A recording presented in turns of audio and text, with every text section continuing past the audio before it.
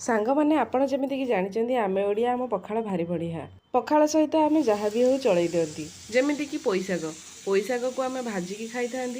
पिठौ पानी कर खाई था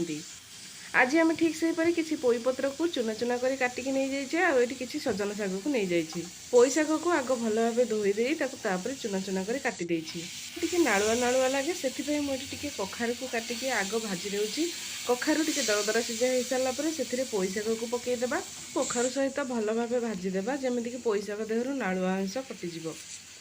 शाग सहित कौन मिसे खाइले आम ओडिया मानक बेस भल भाव जना एमती केवे खाई ना तेरे थे एमती करके खातु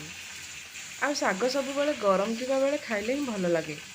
तापर खाइले तार अधा टेस्ट पड़े थाए शाग किसी समय भाजी हो सारापर आम से सजना शाग को देदेवा